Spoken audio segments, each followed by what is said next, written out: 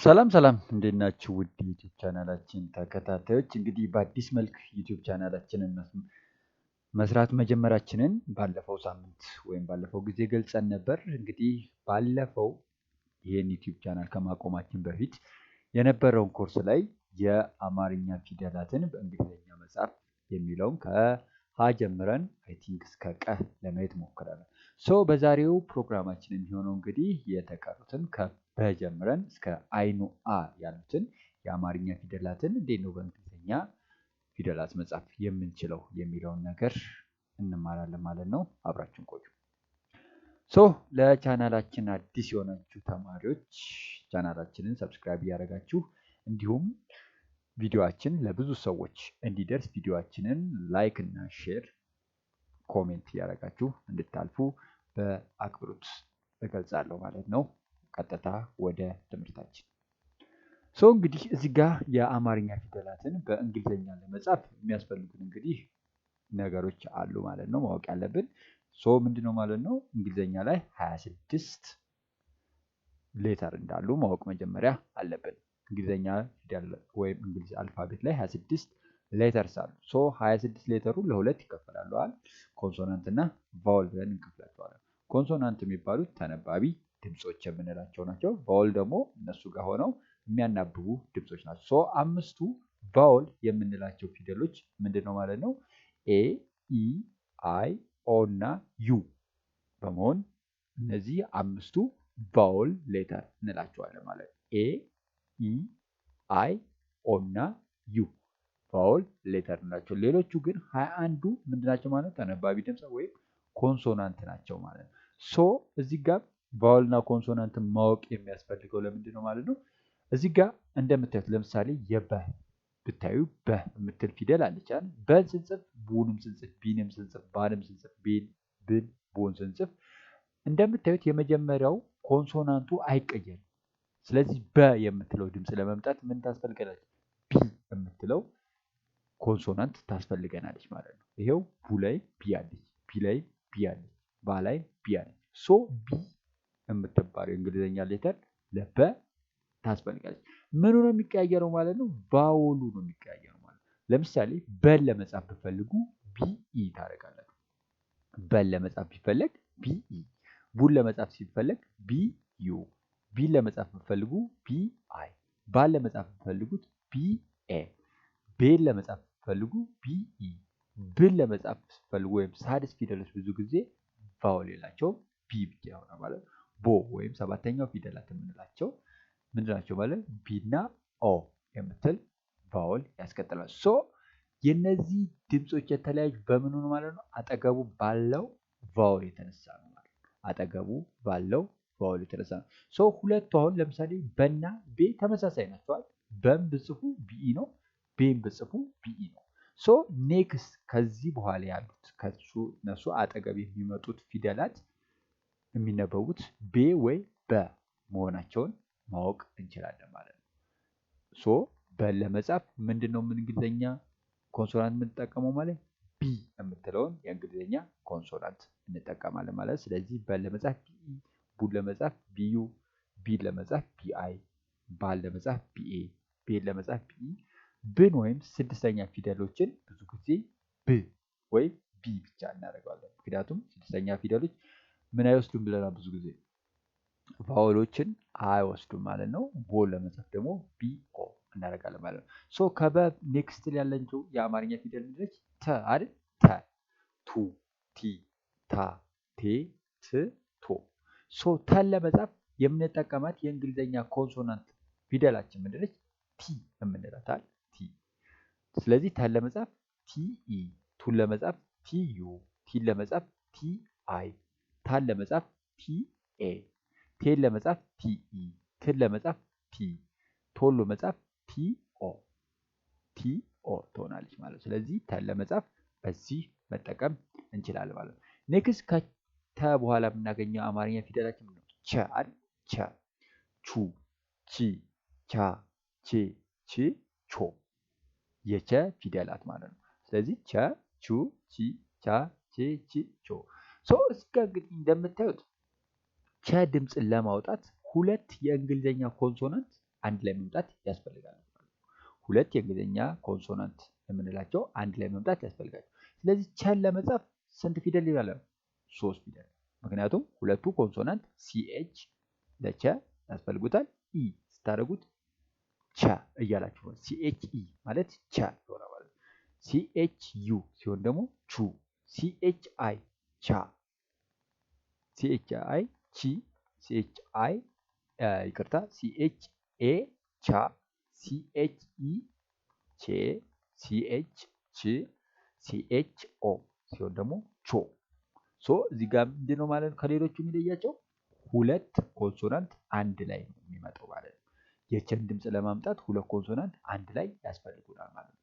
ሲኤች የሚባሉ ሲኤች ኢ ቸ፣ ሲኤች ዩ ቹ፣ ሲኤች አይ ቺ፣ ሲኤች ኤ ቻ፣ ሲኤች ኢ ቼ፣ ሲኤች ች፣ ቾ ደግሞ ሲኤች ኦ ያስፈልገናል ማለት ነው። ሶ በቸና በነ ፊደል መሃል ምና ሀል ሀ። ስለዚህ ሀል ያው ስለተማርነው መደጋገም እንዳይሆንብን ብዬ ነው እዚህ ጋር የተውኩት ማለት ነው። ሶ ቀጥታ ወዴት እንሄዳለን? ወደ ነ። ነ፣ ኑ፣ ኒ፣ ና፣ ኔ፣ ን፣ ኖ አይደል? ሶ የነን ፊደል ለመጻፍ ስትፈልጉ ኤን የምትባለው የእንግሊዝኛ ኮንሶናንት ሌተር ታስፈልገናለች ማለት ነው። ኤን ነን ሁሌ ለመጻፍ ምን ታስፈልጋለች? ኤን ታስፈልገናለች ማለት ነው። ስለዚህ ኤን ኮንሶናንቱ ሁሌም ቢሆን በሰባቱም ድምፀት ውስጥ ምንድነው ማለት ተመሳሳይ ነው አይደል? ኤን ኢ ነ፣ ኤን ዩ ስትሉ ኑ እያላችሁ ማለት ኤን አይ ኒ፣ ኤን ኤ ና፣ ኤን ኢ ኔ፣ ኤን ብቻውን ሲሆን ን፣ ኤን ኦ ሲሆን ደግሞ ኖ እያላችሁ ነው ማለት ኖ እያላችሁ ነው ማለት። ስለዚህ እዚህ ጋር ምንድነው እንደምታዩት በሁሉም ጋር ኤን የምትባል ኮንሶናንት። ስለዚህ ኮንሶናንቱ ምንድነው ማለት ተመሳሳይ ነው ማለት ነው። ኤን የምትል ነን ለመጻፍ ሁሌ ኤን ታስፈልጋለች። ስለዚህ ኤን ምንድነች ማለት ኮንሶናንት ነች፣ ለሁሉም ተመሳሳይ። የሚቀያየሩት እንደነገርኳችሁ ምንድነው አጠገባቸው ያሉት ቫወሎች ናቸው። ምክንያቱም ድምፁ ስለሚቀያየር ከናሁን ወደ ና ለመሄድ ኤን ጋር ኤ ያስፈልጋል ማለት ነው። ኤን ጋር ኤ ና ለመጻፍ ስትፈልጉ ኤን ጋር ኤ ያስፈልገናል ማለት ነው። ለምሳሌ ኒን ለመጻፍ ስትፈልጉ ኤን ጋር አይ። ስለዚህ የነዚህ አምስቱ ቫወሎች ጥቅም ይሄ ነው ማለት ነው። አንዱ ፊደል ከአንዱ ፊደል ያለውን ድምፀት ለመለያየት ያስፈልጉናል ማለት ነው። ኖን ለመጻፍ ለምሳሌ ስትፈልጉ ኤን እና ኦ እያደረጋችሁ ነው የምትጽፉት ማለት ነው። ሶ አብረን እንቀጥል። ኔክስት ላይ ያለው ፊደል ኘ ነው። ከነ በኋላ የምናገኘው እንግዲህ የአማርኛ ፊደል እንደምታውቁት ኘ ነው። ኘ፣ ኙ፣ ኚ፣ ኛ፣ ኜ፣ ኝ፣ ኞ አይደል? የኘ ድምፆች ናቸው። ኘ፣ ኙ፣ ኚ፣ ኛ፣ ኜ፣ ኝ፣ ኞ።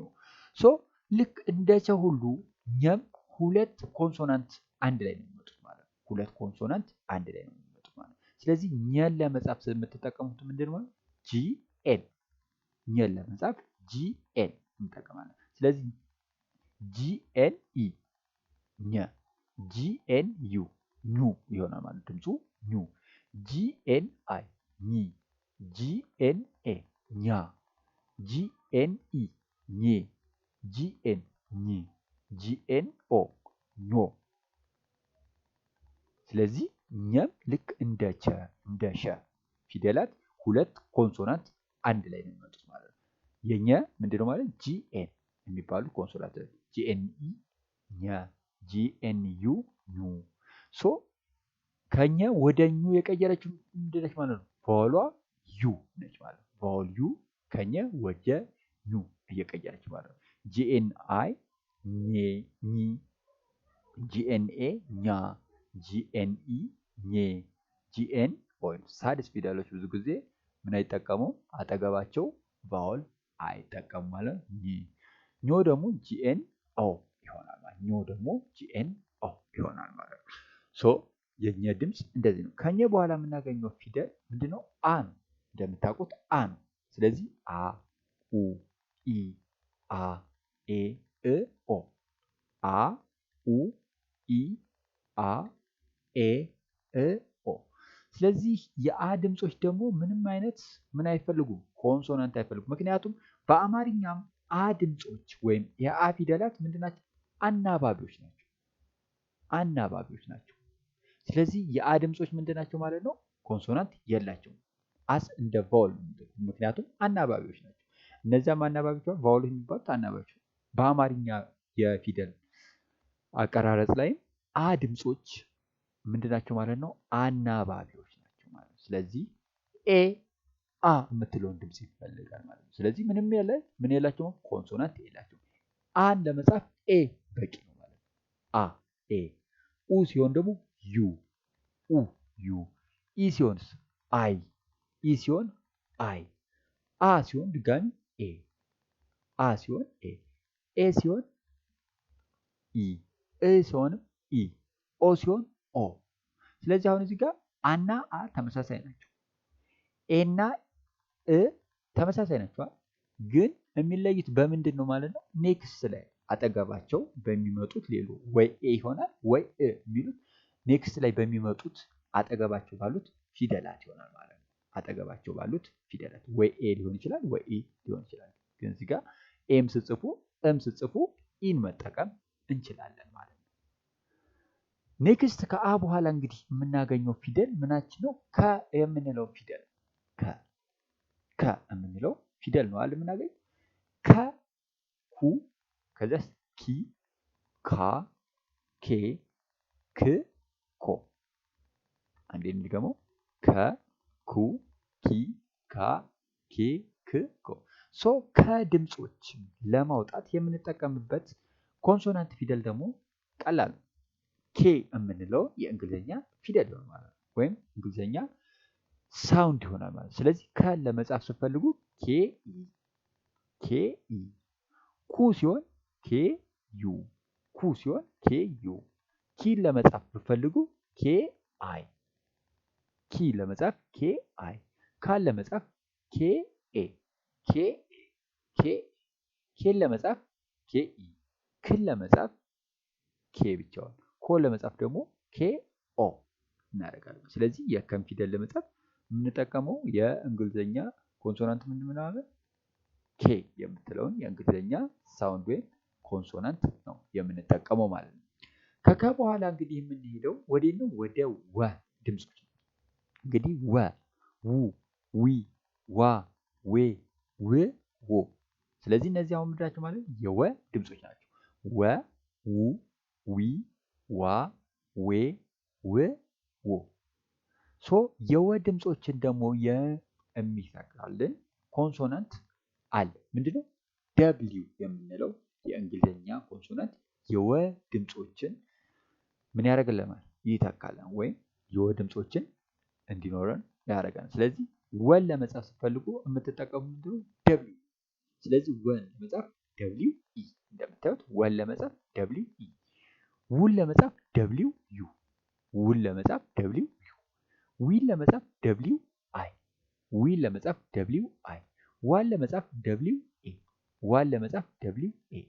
ዌን ለመጻፍ ደብሊው ኢ ዌን ለመጻፍ ደብሊው ኢ። ውን ለመጻፍ ደብሊው ዎን ለመጻፍ ደብሊው ኦ ደብሊው ኦ ይሆናል ማለት ነው። ስለዚህ ወን ድምጾች በደብሊው እንወክላለን ማለት ነው። ኔክስት ላይ ያው አይኖአ ነው። አይኖአ ማለት ያው የአ ጋር ተመሳሳይ ነው። አይኖአ እና አ ተመሳሳይ ፊደሎች ናቸዋል። ሶ አ የምትለውን በኤ ኡ ሲሆን በዩ ኢ ሲሆን በአይ አ ሲሆን ድጋሚ በኤ ኤ ሲሆን በኢ እ ሲሆን ኢ ኦ ሲሆን ደግሞ ኦ ነው ማለት ነው የምንጠቀመው። ኦ ነው ማለት ነው የምንጠቀመው። እንግዲህ ይሄ ብዙ ጊዜ ፕራክቲስ የምናደርገው አማርኛን በእንግሊዝኛ ለመጻፍ ነው። አማርኛን በእንግሊዝኛ ለመጻፍ ለምሳሌ የሰው ስም ሴቭ ለማድረግ ብንሞክሩ፣ ለምሳሌ ከበደ የሚባል ሰውዬ ብታውቁ ሴቭ ለማድረግ እንሞክራለን። ስለዚህ አሁን የመጀመሪያው ስሙ ምንድነው? ከበደ ነው። ኬ ኢ የመጀመሪያው ከን የሚወክልን ኬ ኢ። ከዚያስ በ ነው አለ የተባለ በ ደግሞ እዚህ ጋር እንዳለች ቢኢ። ስለዚህ ኬኢ ቢኢ ደ ደግሞ ዲ ብቻውን እናደርጋለን ማለት ነው። ዲኢ የመጀመሪያው ደ ዲኢ። ስለዚህ ከበደን መጻፍ ብትፈልጉ ኬኢ ቢኢ ዲኢ እናደርጋለን ማለት ነው። ስለዚህ የአማርኛ እኛ የምንፈልጋቸውን ስሞች ሴቭ ለማድረግ በዚህ ማድረግ እንችላለን ማለት በዚህ ማድረግ እንችላለን ማለት ነው። ሶ እነዚህ ብዙ ጊዜ ፕራክቲስነታቸው አማርኛን በእንግሊዝኛ ለመጻፍ አማርኛን በእንግሊዝኛ ለመጻፍ ነው ማለት ነው። ሶ የዛሬው እንግዲህ ትምህርታችን እንደገባችሁ ተስፋ እናደርጋለን። ጥያቄ ካላችሁ ኮሜንት ሴክሽን ላይ መጠየቅ ትችላላችሁ። እንደነገርኳችሁ ቪዲዮአችን ቫይራል እንዲወጣ ወይም ብዙ ሰው ጋር እንዲደርስ ይሄን ቪዲዮ ላይክ እና ሰብስክራይብ ላይክ ሼር እና ኮሜንት እያደረጋችሁ እንድታልፉ እንላለን ማለት ነው። አዲስ ከሆናችሁ ለዚህ ዩቲዩብ ቻናል ይህን ዩቲዩብ ቻናል ለማሳደግ የእናንተ እገዛ ሰብስክራይብ በማድረግ መግለጽ ትችላላችሁ። ጥያቄ ካላችሁ እንደነገርኳችሁ ኮሜንት ሴክሽን ላይ ማስቀመጥ ትችላላችሁ። በሚቀጥለው ፔሪዳችን ብዙ ፕራክቲስ እያደረግን ስለምንሄድ ብዙ እውቀት ታገኙበታላችሁ ብለን ተስፋ እናደርጋለን። እስከሚቀጥለው ጊዜ አብራችሁን ስለቆያችሁ በጣም አድርጌ አመሰግናለሁ። መልካም ጊዜ። እናመሰግናለን።